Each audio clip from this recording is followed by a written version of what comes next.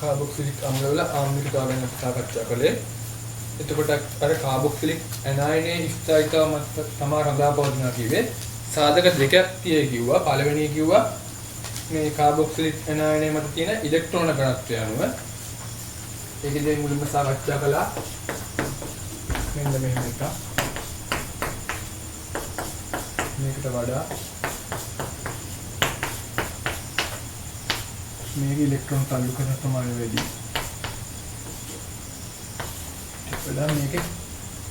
මේක ඉලෙක්ට්‍රෝන තල්ලු කරන ප්‍රමාණය අඩුයි. මේක ඉලෙක්ට්‍රෝන තල්ලු කරන එක හොඳටම අඩුයි. එතකොට මේක ඉලෙක්ට්‍රෝන ඝනත්වය වැඩි කියන්නේ මේකේ ආම්ලිකතාව අඩුයි. මේ විචලනයක් කියලා කිව්වා. මේක ඉලෙක්ට්‍රෝන තල්ලු කරනවා අඩුයි. ඊට පස්සේ අපි ගියේ හැරෙදිනක් බැලුවාම ඒකට ඉලෙක්ට්‍රෝන ඝනත්වය අඩු වෙනවා කියලා. මෙන්න මේ ශ්‍රේණිය ලියා ගන්න. ඊට පස්සේ මම ඒක පැහැදිලි කරනවා. මුලින්ම දැන් අපි අර කලින් දෙක ඊට වඩා මේකට වැඩි මේකේ අර මොදේ කනෙක්ට් වෙනවා. නැදර තිබ මේ තාක්ෂ බෙදලා තිබේකනේ. මේකට වඩා වැඩි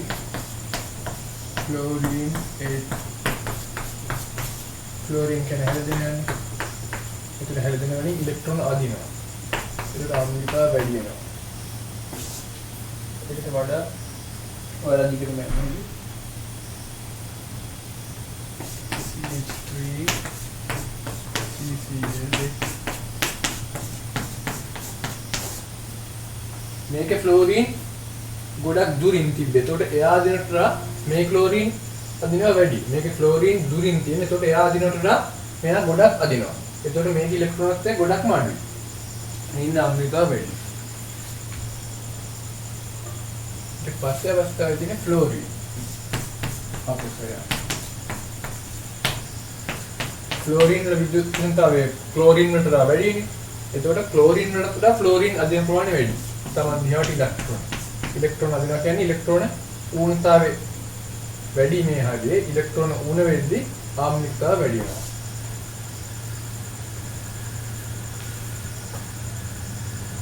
ඊට පස්සේ අන්තිම අම්ලේ ෆ්ලෝරින් 3ක් කියන එක.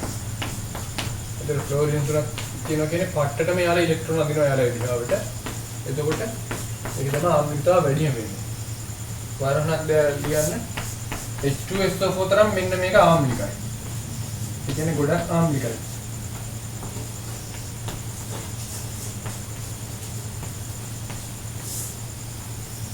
H2SO4 තරම් ආම්ලිකයි. මේවා ඉලෙක්ට්‍රෝන තල්ලු කරපු එකේ මේක ඉලෙක්ට්‍රෝන තල්ලු කරන්න එකක් නෑ. ඒකට මේකට වඩා මේක ඉලෙක්ට්‍රෝන ඝනත්වය අඩුයි. ඒකට ආම්ලිකතාවය වැඩි වෙනවා.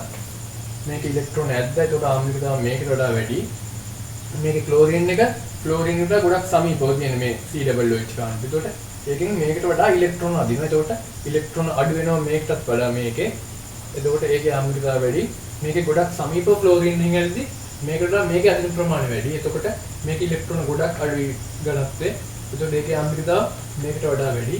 මේකේ ෆ්ලෝරින් උතුරක් තියෙදි ගොඩක් යාලා ඉලෙක්ට්‍රෝන අදිනවා. ඒකට මේකේ ඉලෙක්ට්‍රෝන ගණත්වය අඩු වෙනවා. ඉලෙක්ට්‍රෝන ගණත්වය අඩු වෙද්දී මේකටත් වඩා මේකේ ආම්ලිකතාව වැඩි වෙනවා.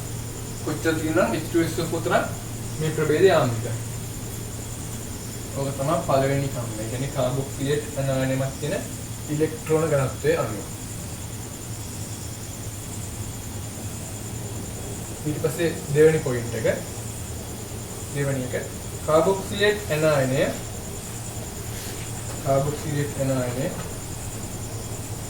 ජලීය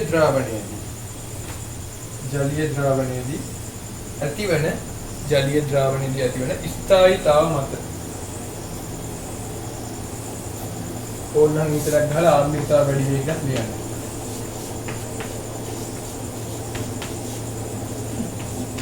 ආම්ලිකතාව වැඩි වෙයි.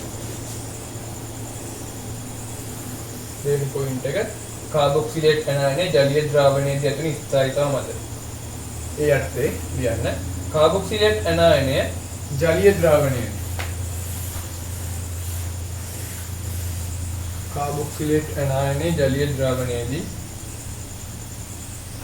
දක්වන ස්ථායීතාවය ජලීය ද්‍රාවණයේ දක්වන ස්ථායීතාව වැඩි වෙන විට ඒ කියන්නේ ජලීය ද්‍රාවණයේදී ස්ථායී වෙන තරමට ආම්ලිකතාවක් වැඩි වෙනවා. ජලීය ද්‍රාවණයේදී ස්ථායීතාව වැඩි වෙන විට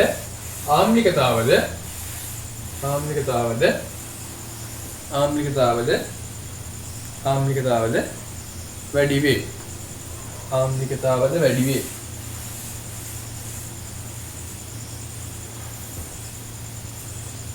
ආම්ලිකතාවද වැඩි වේ. වෙනම තරුවක් දාලා ඉහත සාධක දෙකෙන් එකක් කාබොක්සිලේට් ඇනයනයේ තියෙන ඉලෙක්ට්‍රෝන ඝනත්වය, දෙවෙනි එක ජලීය ද්‍රාවණයේ තියෙන ස්ථායීතාවය. මේ සාධක දෙකෙන් ඉහත සාධක දෙකෙන් ප්‍රමුඛ වන්නේ ජලීය ද්‍රාවණයේදී දක්වන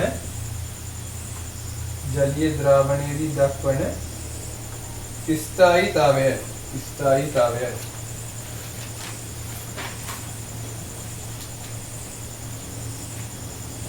උදාහරණයක් අදාළ ලියන්න. ෆෝමික් අම්ලය හා බෙන්සොයික් අම්ලය සංසන්දනයේදී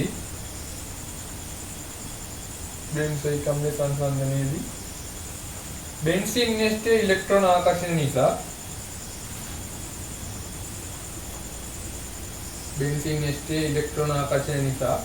බෙන්සොයික් අම්ලයේ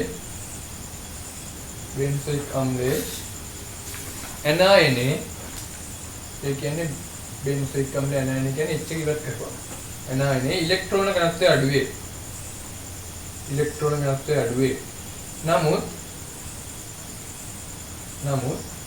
බෙන්සොයික් අම්ලය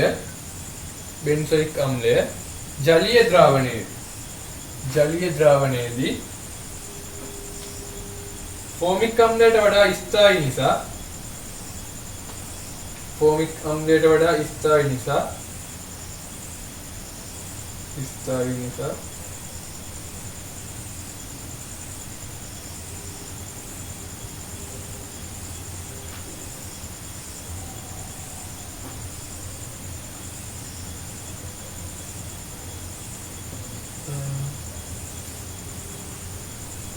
ඒ වාක්‍යය මට පැටළුණා. ඒක මෙහෙම හදාගන්න. ඕකෙදි වෙන්න ඕනේ බෙන්සොයික් වලට ෆෝමික් අම්ලයේ ජලීය ද්‍රාවණයේ ස්ථායී කියලා හදාගන්න ඕනේ. ඒ වාක්‍ය කපා ගන්නකො. අර ඉලෙක්ට්‍රෝන ආකර්ෂණය කතාව අවුලක් නැහැ. ඊට පස්සේ එක.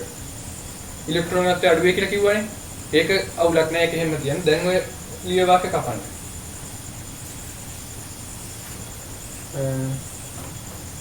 මුලින්ම කිව්වේ ෆෝමික් අම්ලයේ බෙන්සොයික් විසලකුවාම බෙන්සීන් නෙස්ටියේ මේ ඉලෙක්ට්‍රෝන ආකර්ෂණය නිසා ඒක ඇනයනේ ඉලෙක්ට්‍රෝන ඝනත්වය අඩු වෙනවා කියලා. ඒක අවුලක් නැහැ. ඊට පස්සේ එක කපලා දැන් කියන කියා ගන්න. බෙන්සොයික් අම්ලයට වඩා ෆෝමික් අම්ලයේ ජලීය ද්‍රාවණයේදී ස්ථායීතාව වැඩි නිසා බෙන්සොයික් අම්ලයට වඩා ෆෝමික් අම්ලයේ ස්ථායීතාව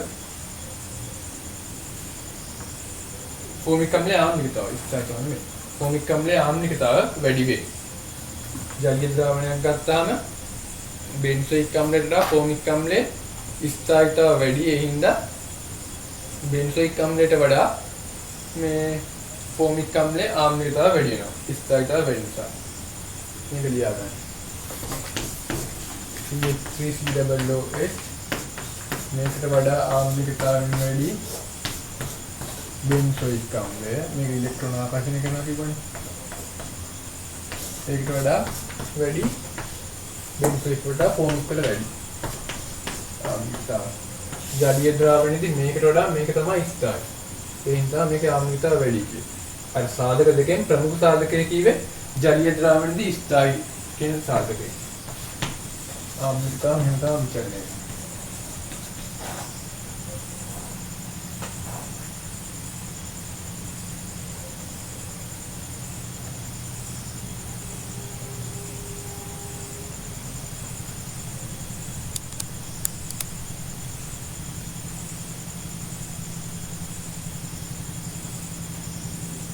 ඊට කෙටි මාතෘකාවක් කියලා ගන්න. බෙන්සොයික් අම්ලයේ බෙන්සොයික් අම්ලයේ විවිධ ප්‍රභේදවල, ඒ කියන්නේ NO2 සම්බන්ධ වෙච්ච වගේ විවිධ ප්‍රභේදවල ආම්ලිකතා විචලනය. ඔය MCQ වලට අහනවා. මේ ආම්ලිකතා විචලනය වෙච්ච ඒවා ෆිනෝල් වල මේකේ. එතකොට මධ්‍යසාර වල එහෙම ගන්න පුළුවන් මේ MCQ වලට අහනවා.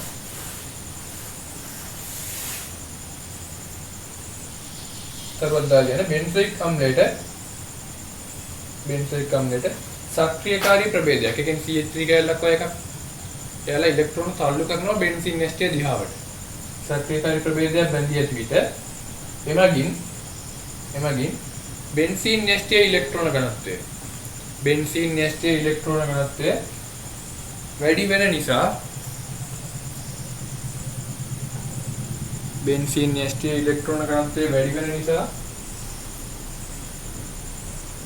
කාබොක්සිලේට් ඇනයනේ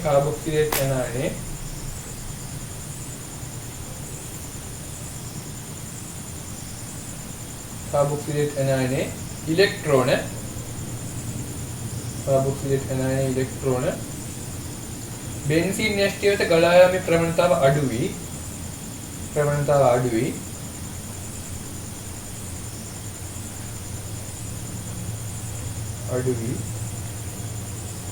එහි ස්ථායීතාව අඩු වීම නිසා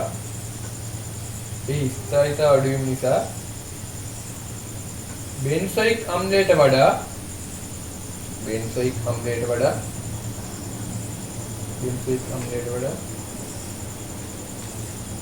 එහි ආම්ලිකතාවය කියන්නේ අර මොකද්ද සක්‍රියකාරී ප්‍රභේද බෙන්චගේ ආම්ලිකතාව. එහි ආම්ලිකතාව අඩු වේ.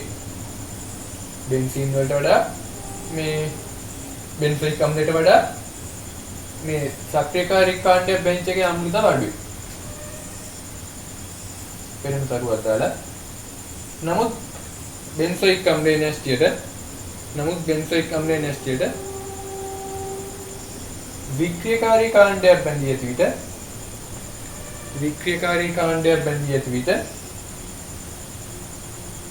බෙන්සීන් නෙස්ටේ ඉලෙක්ට්‍රෝන ඝනත්වය අඩු කරන නිසා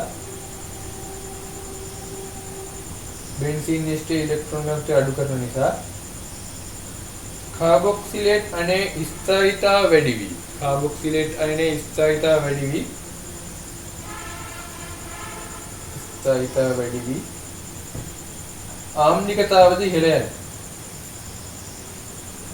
ආම්ලිකතාවද ඉහළ යයි.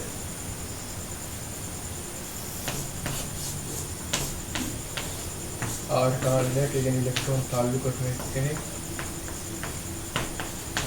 එතකොට මේ අවස්ථාවේදී මෙතන ඉලෙක්ට්‍රෝන ඝනත්වය වැඩි නිසා මෙහෙන් ඉලෙක්ට්‍රෝන එන්නේ නැහැ. එහෙනම් මේකේ ආම්ලිකතාව අඩු වෙනවා. ඊට වඩා බෙන්සොයික් අම්ලයේ ආම්ලිකතාව වැඩි. ඊට පස්සේ වික්‍රියකාරී කාණ්ඩයක් කියන්නේ NO2 කැලේ වගේ. ඒ කියන්නේ Taman දිහාවට ඉලෙක්ට්‍රෝන අදින ඒවා. එතකොට මෙයා ඉලෙක්ට්‍රෝන අදිද්දි මේක ඉලෙක්ට්‍රෝන ඝනත්වය අඩු වෙනවා. ඒ හින්දා මේ පැත්තෙන් ඉලෙක්ට්‍රෝන එනවා. මේ පැත්තෙන් එන එකට වඩා මේ පැත්තෙන් එන එක වඩා ප්‍රබලයි. මේ පැත්තෙන් අඩු වෙන්නේ. මේ අවස්ථාවේ ගොඩක් එනවා. ඒ කියන්නේ හිගයිනේ NO2 වලින් අදිද්දි. ඒක මේක තමයි ආම්ලිකතාව වැඩිම වෙන්නේ. වික්‍රියකාරී එක්කෙනෙක් බලනවා.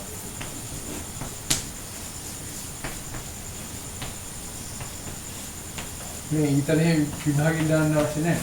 මේ ඕඩර් එක මත තිබ්බම හරි. හේතුත් එක්ක.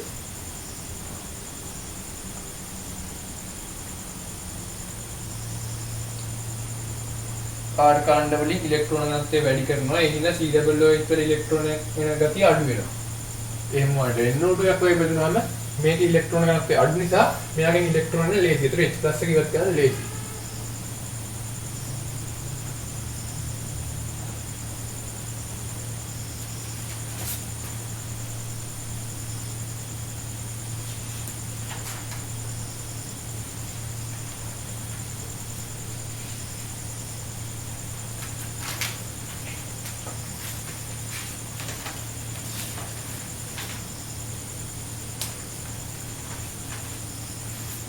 ලියන්න සරුවත් දාලා එකම වික්‍රියකාරී කාණ්ඩය වද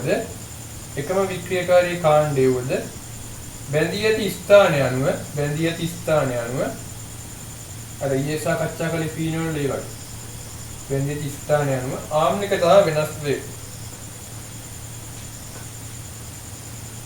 ආම්ලිකතාව වෙනස් වේ. දැන් ඒක පොඩ්ඩක් බලගන්න.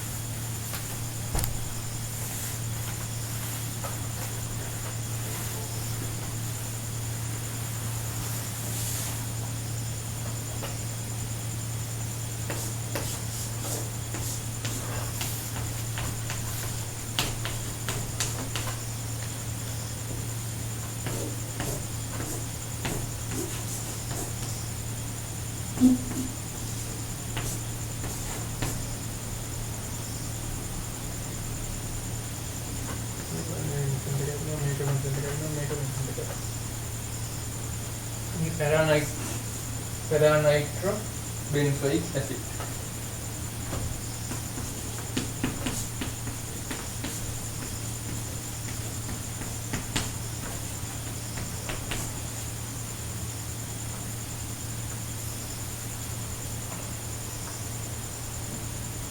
මේ කියන්නේ පුළුවන් අනිත් ස්ට්‍රක්චර් එක තමයි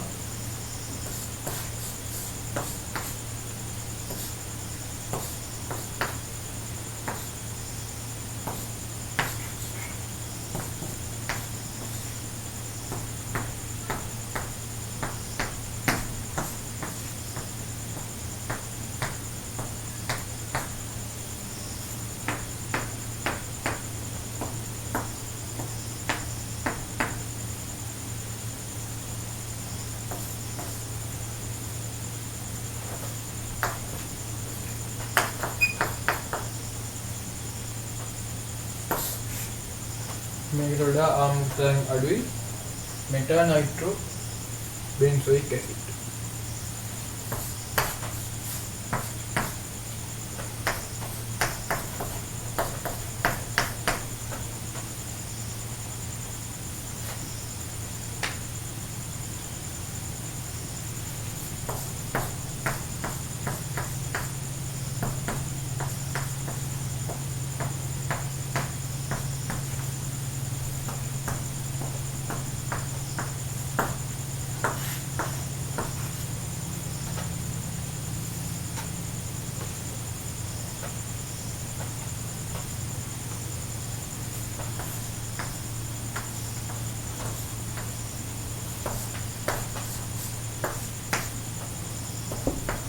මෙන්න දැන් ආරෝපණය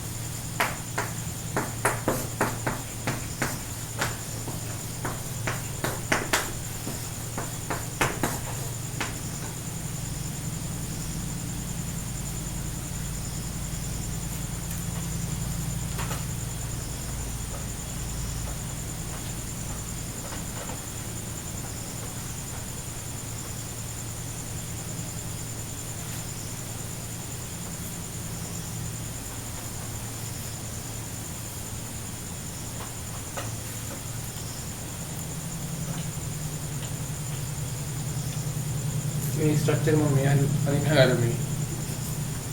ඔයාලා ඉන්න එපා. කැමරාවෙන් මේ හැරි මිනිස්සුන්ට පේන්නේ නිසා. මෙන්න තියෙන්නේ මෙන්න තියෙන එක තමයි.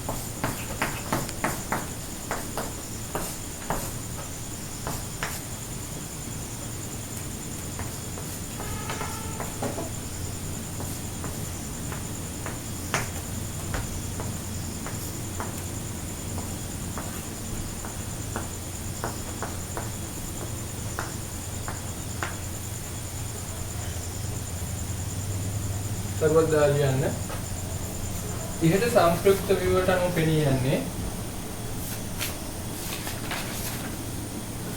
සංස්කෘත විවරට අනුව පෙනී යන්නේ මෙටානයිට්‍රෝබෙන්සොයික් ඇසිඩ්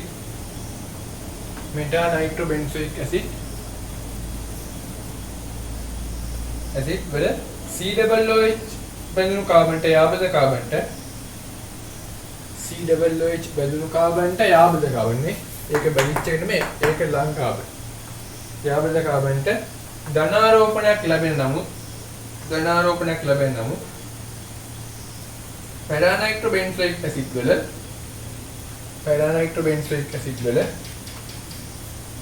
COOH බැඳුණු කාබන්ටම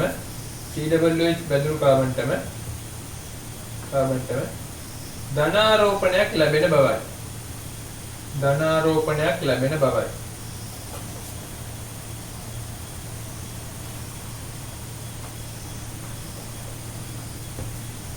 ඒ අනුව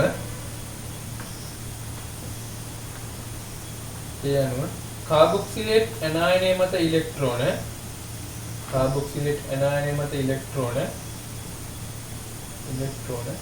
බෙන්සීන් වෙත ගලා යාමේ ප්‍රවණතාව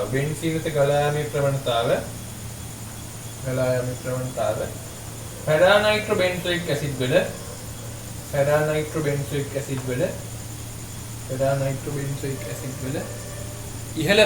ඉහළ බැවින් එහි ආම්ලිකතාව මෙටානයිට්‍රෝබෙන්සොයික් ඇසිඩ් වල ආම්ලිකතාවට වඩා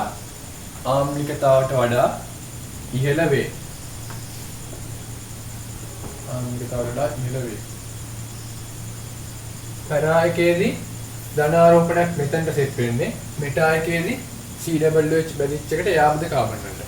මෙන්න ධනාරෝපණයක් තියෙද්දි මේක ඉලෙක්ට්‍රෝන හොඳට මෙයාට ආකර්ෂණය කරගන්න පුළුවන්. එතකොට මේ H+ එක නිදහස් කරලා අම්ලික ගුණ පෙන්වන්න පුළුවන්. මේකේ යාබද එක නේ තියෙන්නේ. එතකොට අරකට තරම් මේකට ගොඩාක් ආකර්ෂණය කරන්න බෑ. ඒ හින්දා මේක H+ එක නිදහස් කරන්න අමාරුයි. ඊට මේක H+ එක නිදහස් කරන්න ලේසියි. ඒ හින්දාම මෙටානයිට්‍රෝබෙන්සොයික් ඇසිඩ් වලට වඩා පැරානයිට්‍රෝබෙන්සොයික් ඇසිඩ් වල ආම්ලතාව වැඩි වෙනවා. ඒ ධනාරෝපණය මෙතන තියෙන්නේ. ඊට පස්සේ මේ ශ්‍රේණිය ලියා ගන්න. අර අපි මධ්‍යසාර වලියු වගේ තමයි. දැන් කාබොක්සිලික් අම්ලත් මේ ශ්‍රේණියට ඇඩ් කරනවා. ෆීනෝලුත් ඇඩ් කරනවා. ඊගෙන ගත්තේ. ඒ දවස්වල කරන තියරි ඒ දවස්වලම බලන්න. පොඩ ගහගත්තාම එපා වෙනවා.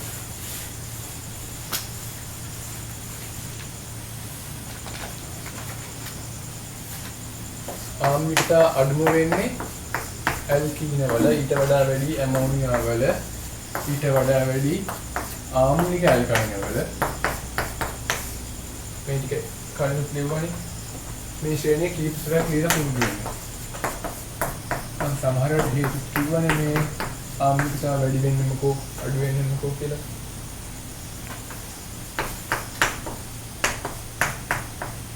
ඔයාලා පුළුවන් තරම් දිගටම ලියන්න බලන්න. මම ඉදමන් නිසා පල්ලෙහා වලට ලියනවා.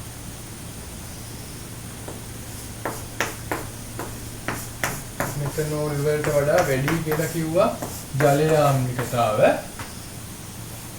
නෑ එතනෝල් වලට වඩා වැඩි කියලා ජලයේ ආම්ලිකතාව. ජලයට වඩා මෙතනෝල් ආම්ලිකතාව වැඩි කිව්වා. ඒක නෝට් එකේදී දා ඉගෙනගන්න.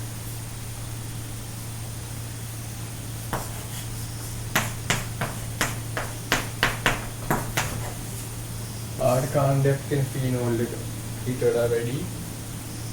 ඊට වඩා ෆීනෝල් වැඩි. මේකට වඩා වැඩි H2CO3 වල.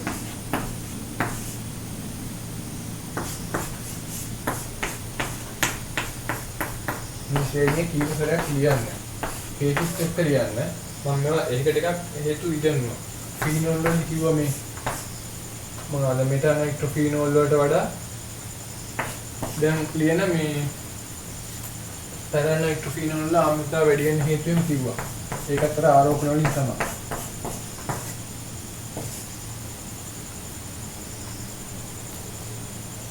මේකට වඩා වැඩි CH3 COOH වල විසාකච්ඡා කරපු තියෙයි.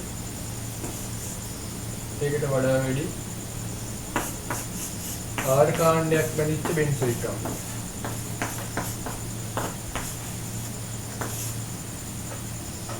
මේකට වඩා වැඩි බෙන්සොයික් වල පොඩ්ඩක් වලින් වෙනවා. ඊට වඩා වැඩි NO2 කාණ්ඩයක් වෙනවා. ඊට වඩා NO2 කාණ්ඩයක් වෙනවා වැඩි. ඒ අතරමැද තව සංයෝගයක් තියෙයි. formic acid. ඒකත් ඉස්සරහට කරමු.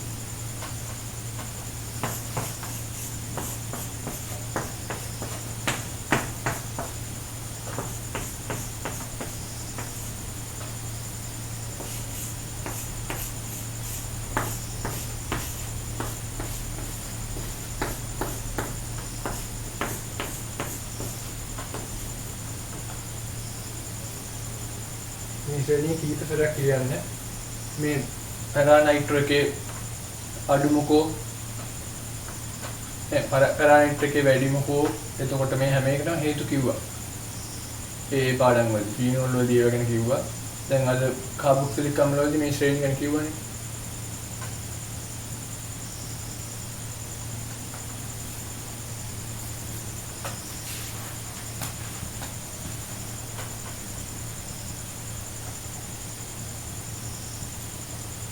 මාතෘකාව ලියා ගන්න. නියුක්ලියෝෆිලික ප්‍රතික්‍රියාවලට දක්වන නැඹුරුතාවය. නියුක්ලියෝෆිලික ප්‍රතික්‍රියාවලට දක්වන නැඹුරුතාවය.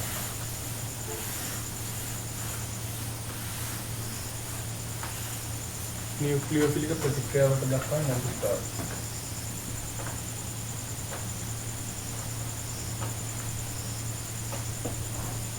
කාබොක්සිලික් අම්ල වලින් තරුවක් දාලා කාබොක්සිලික් අම්ල වලින් H+ ඉවත් වීමෙන් පසුව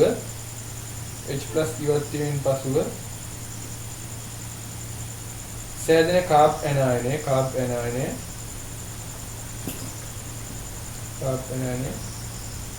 සංප්‍රයුක්ත ආචරණ දක්වයි.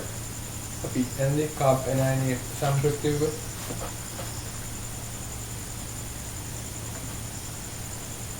එම සංප්‍රයුක්ත වීම වලට අනුව වෙනම තරුවක් හරි ඒකටම හරි කමන්නේ. එම සංප්‍රයුක්ත වීම වලට අනුව ඔක්සිජන් මතට ධන පැමිණීම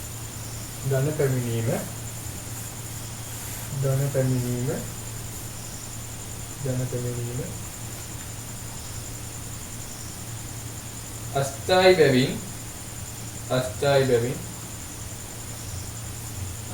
බැවින් පහත ලෙසට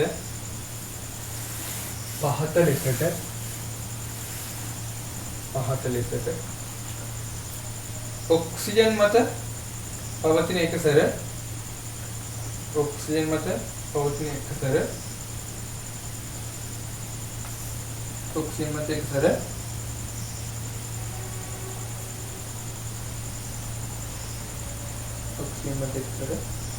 කාබිනෝ කාණ්ඩය වෙත විස්ථානගත කරමින්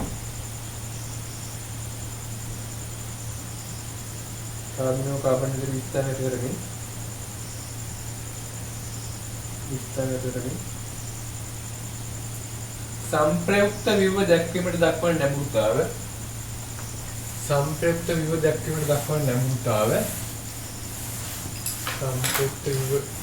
දක්වන නැඹුරුතාව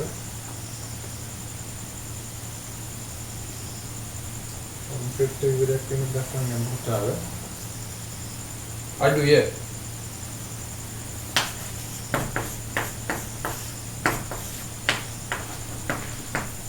ඔක්සිජන් වලට දැනෙනවනේ සංප්‍රයුක්ත ව්‍යුහට අනුව මේක මෙතනට මේක මෙතනට.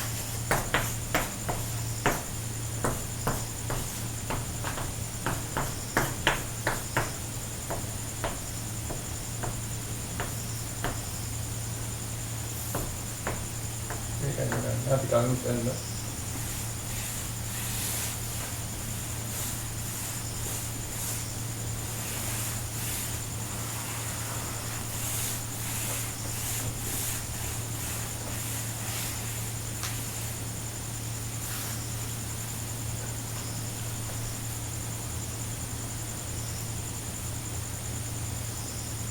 කාපෝතරුවක් දාලා ඒ අනුව කාබිනෝ කාබන්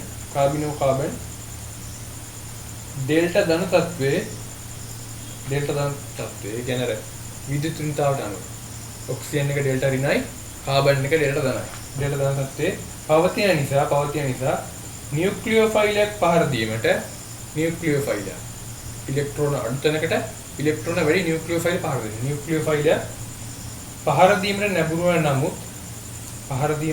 වන නමුත් මේ කාණ්ඩය අලින්න කාබිනෝ කාණ්ඩය මේක ඇදලා මේක ඇදලා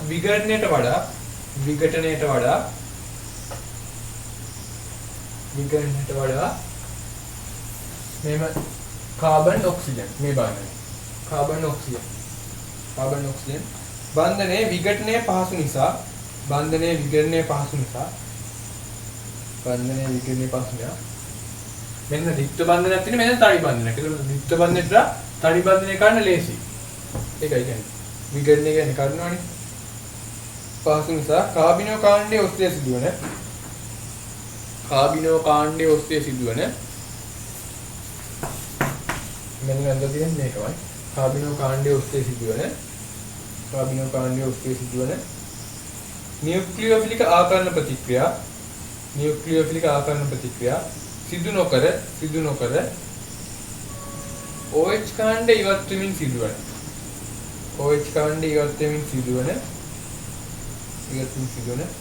නියුක්ලියෝෆිලික ආදේශ ප්‍රතික්‍රියා. ඒක වෙන පාටින් ඕන ලියා ගන්න. නියුක්ලියෝෆිලික ආදේශ ප්‍රතික්‍රියා.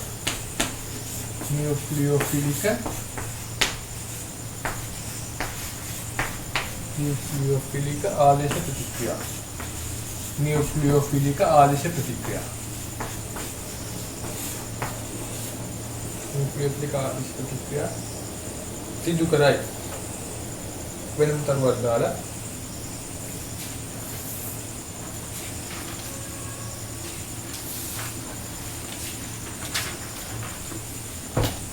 මෙලෙසම කාබිනෝ කාණ්ඩයක් පවතින ඒමයිඩ් වලටම තමයි ඒමයිඩ් කියන්නේ. ඒමයිඩ් එස්ටර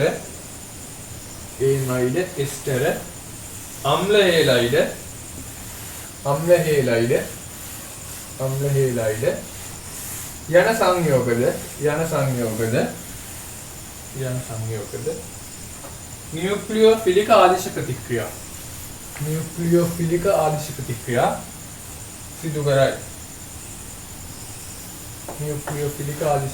සිදු කරයි. ඊට පස්සේ මාතෘකාව ලියා ගන්න.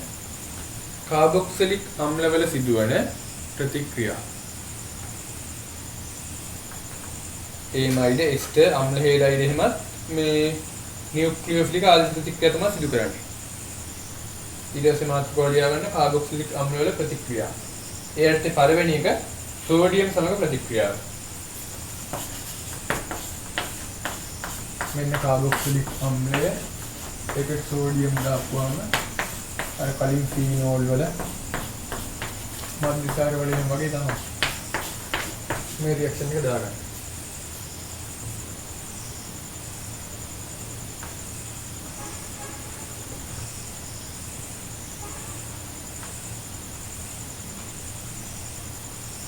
පහලින් තරුවක් දාලා ලියා ගන්න. ලෝහයේ සක්‍රියතාවය අඩු වන විට ඒ කියන්නේ ප්‍රතික්‍රියාශීලතාවය. සක්‍රියතාව අඩු වන විට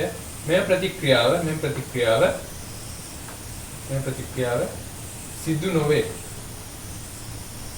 කලින් H2 පිටිකුනේ ෆීනෝල් එක ඇල්කොහොල් එක මේ ප්‍රතික්‍රියාව සිදු නොවේ.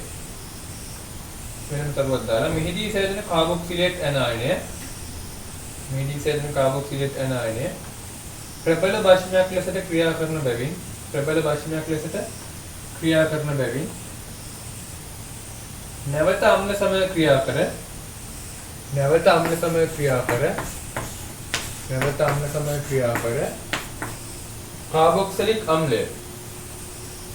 කාබොක්සිලික් අම්ලය ලබා දේ.